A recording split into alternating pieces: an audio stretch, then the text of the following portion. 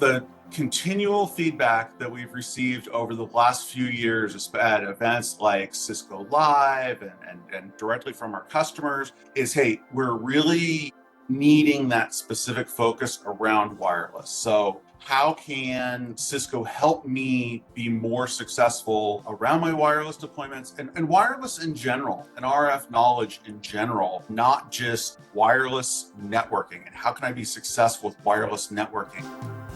Hello and welcome to the Cisco Learning Network Podcast. That was Andrew Richter you just heard, the content engineering and program management lead focused on wireless and enterprise networking. And as you'll hear in this episode, he's also responsible for what Cisco is doing around wireless certifications.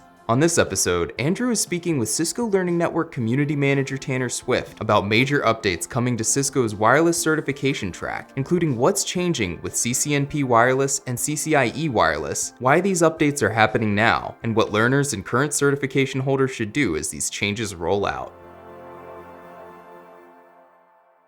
Welcome to another episode of the Cisco Learning Network Podcast. I am Tanner Swift, and I am delighted to have technical education content developer Andrew Richter here to join us, as we're excited to talk to you about the updates to Cisco wireless certifications, in which candidates will have the opportunity to earn CCNP and CCIE wireless certifications in March of 2026. Andrew, it's great to have you here with us today. Would you mind giving a brief introduction about yourself to our listeners? Sure thing. Great to be with you today, Tanner, and everybody listening in. My name's Andrew Richter, as Tanner said. I'm with Learning with Cisco.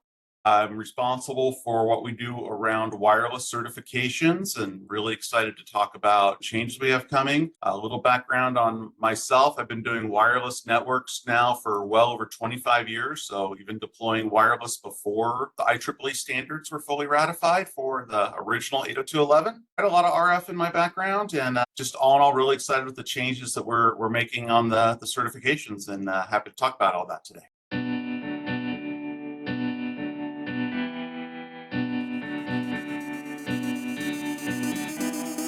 Great, thanks so much. I'd love to dive right into some of those updates and changes surrounding wireless certifications, but can you start with like a discussion as to what conversations are had when updates such as these begin to take place? Do you listen to feedback from candidates, and what is your overall goal when you go to implement them? It's really important to understand that the whole change that's coming is really being driven by the industry and by our customers and by our partners, and specifically within that, the subset of the wireless practitioners. We've gone a couple different directions in the past with wireless certification, and then when we made that shift into more of a wireless became a component of enterprise networking where it had been standalone before. And the continual feedback that we've received over the last few years at events like Cisco Live and directly from our customers is, hey, we're really needing that specific focus around wireless. So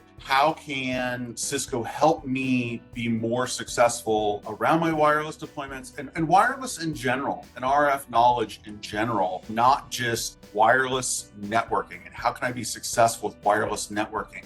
Of course, everything's driven from the perspective of Cisco best-in-class wireless, best-in-industry wireless, but it's still important to understand that when we look at an overall training, it really is what are those skills that a skilled practitioner needs to have, regardless of which vendor they're working with at the end of the day. So really driven by our customers and our partners around, we really need to get focused back into wireless specifics and the explosion in the wireless industry the last couple of years with, we had, I don't want to say it was stagnant. Wireless was around, then all of a sudden we had Wi-Fi 6, 6E, Wi-Fi 7, and the explosion of client availability being driven by what kind of wireless capabilities do your tablets have? Do your phones have? The mobility requirements and the significant input and just overall data capabilities driven by the clients. So this whole kind of almost reinvigoration of the focus on wireless networking also just coincides really well with us saying, hey, we really need to be doing the right thing by the practitioners out there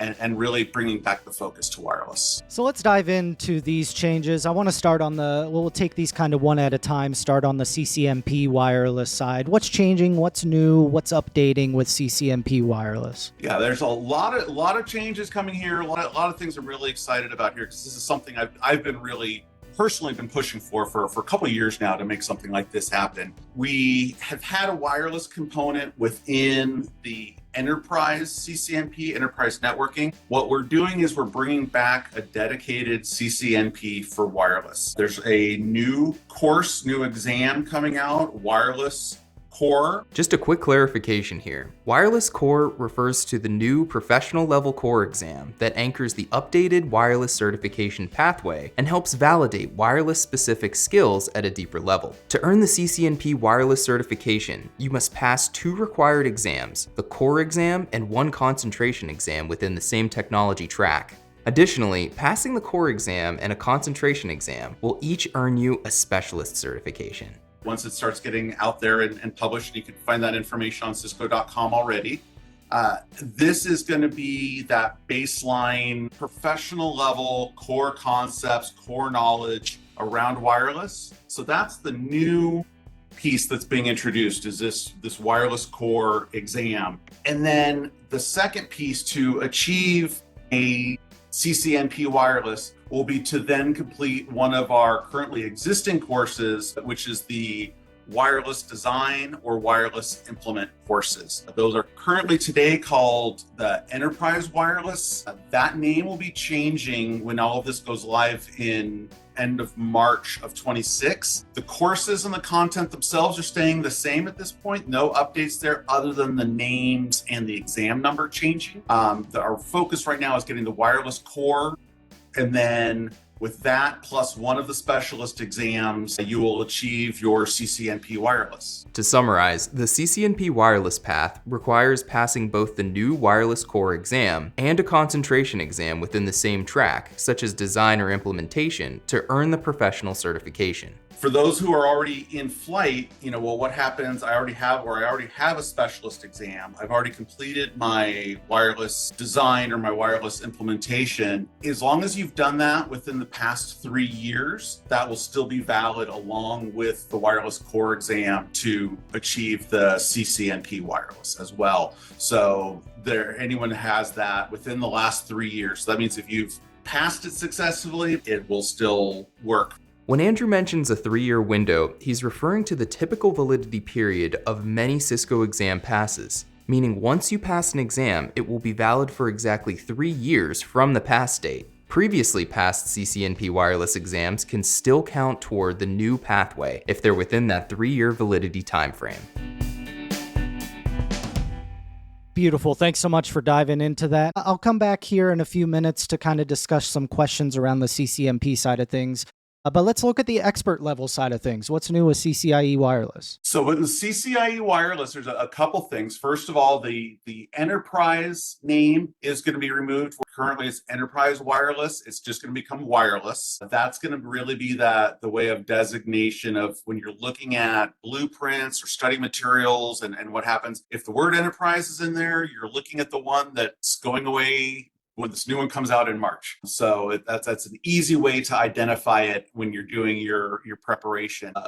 Big change as far as what we're changing in the lab, bringing in new technologies, Wi-Fi 6E, Wi-Fi 7. There's going to be some Meraki components in there as well. You'll hear Meraki referenced here because many organizations run wireless in a cloud-managed model, and the updated CCIE Wireless Lab is reflecting the real-world mix of modern wireless technologies and deployment styles. Whether you're a centralized deployment or a cloud-first deployment, those are the changes that are really coming. It really is, it's an update that's been needed to bring us current from a technology perspective. And then it says it's the designation comes with that name change being there. But really, it's bringing in what we need from a current technologies, really making sure that it's someone who's achieving it at that expert level, that it really does reflect that it has everything within that practical exam with the Meraki Wi-Fi 6, Wi-Fi 7. The other piece that changes is the qualification for that. The new wireless core exam that is part of the CCNP program, as we were just discussing, also becomes the qualifying exam for the CCIE Wireless going forward, again, beginning the end of March, so that Wireless Core now provides a pathway towards the practical exam for wireless, and it also helps you achieve the NP along.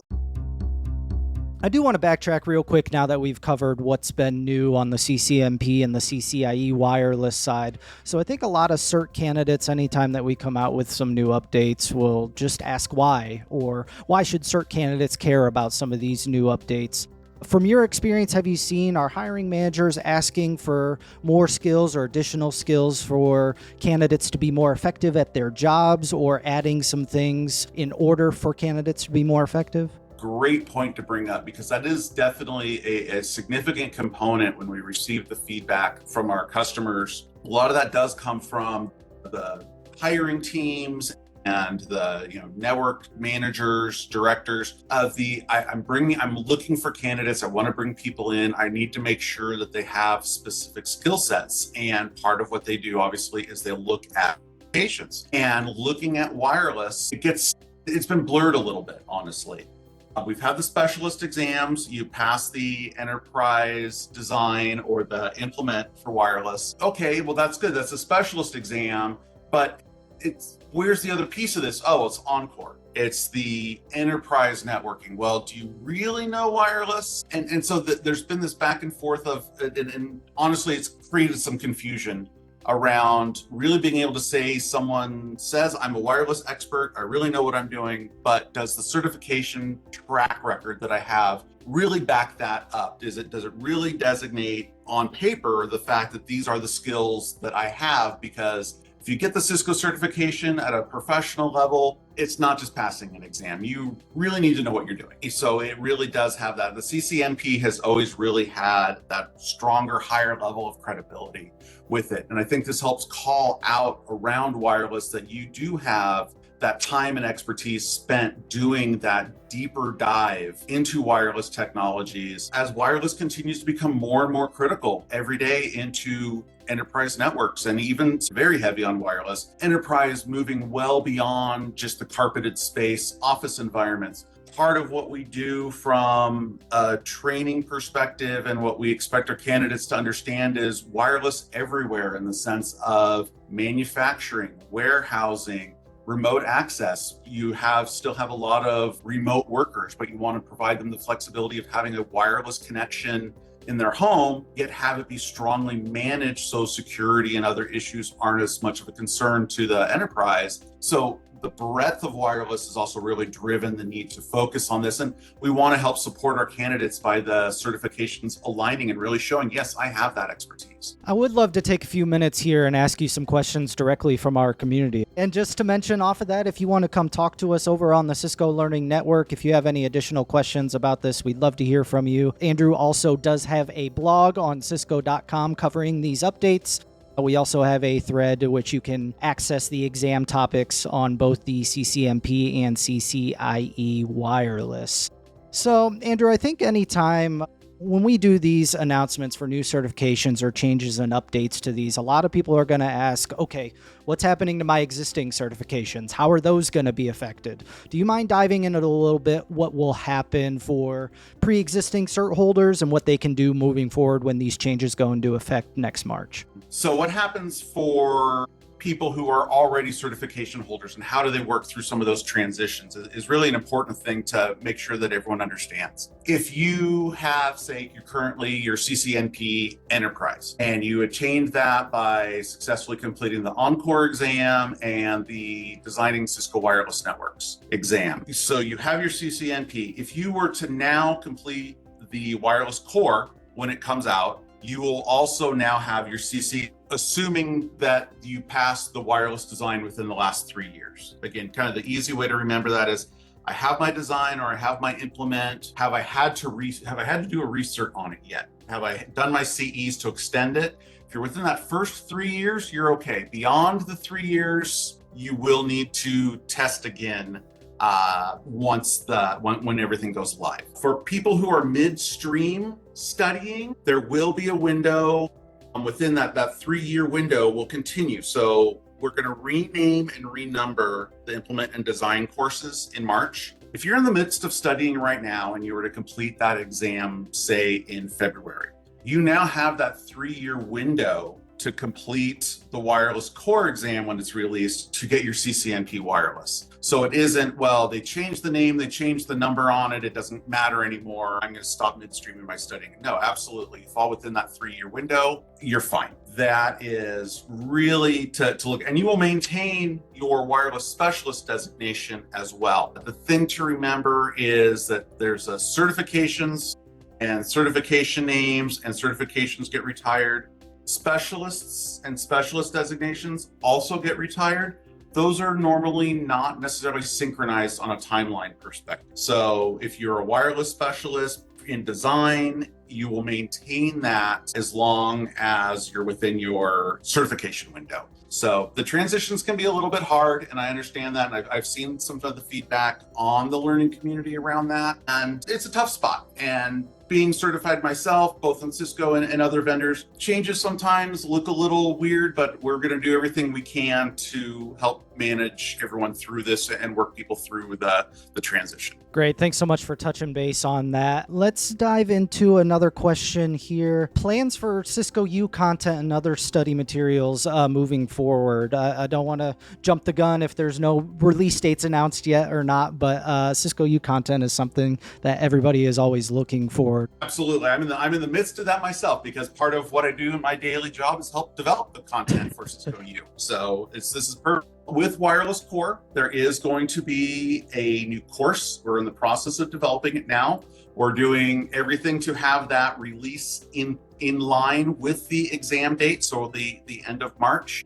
It's being actively developed now. That course will be released on Cisco U, as well as instructor-led training. We understand certain parts of the world, or for certain customers, the ability to pull a group of people out of the work environment and put them into a dedicated classroom is still something they like to do. But we are definitely going to make sure that content and course is available for Cisco U, including labs and other content. I know there's always usually the question that comes, well, what about Cisco Press is independent of Learning with Cisco. So I have not seen any feedback yet around that happening. So I can't say a yes or a no, but I know that's always going to be the question of, okay, that's great for Cisco U content to be available, but what other content is available? One more note, Cisco U is Cisco's learning platform where you can find courses, labs, and tutorials, while Cisco Press is a Cisco Learning partner that manages its own publishing schedule. So availability of books or printed study guides may follow a different timeline than Cisco U course releases.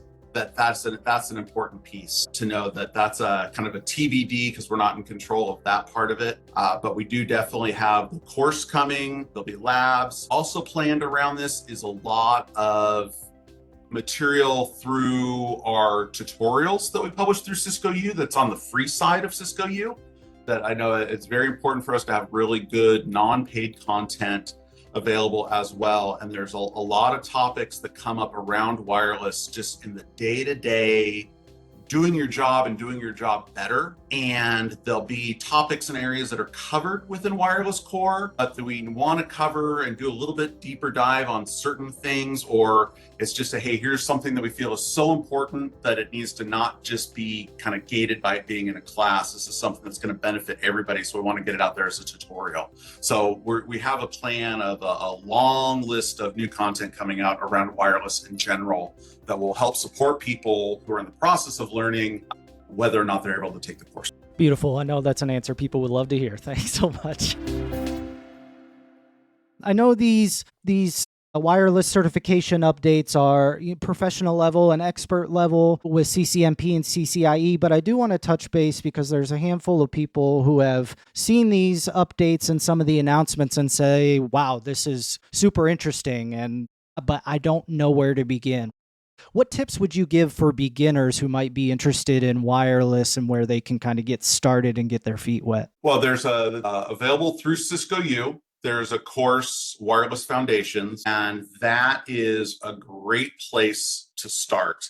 If you're new to wireless, it gives you the foundational information around RF, antenna theory, RF map, you start getting up into a professional level certification, it's assumed knowledge. So that doesn't mean in a course we would never touch on it again. Of course we will, just a level set in a classroom or course environment.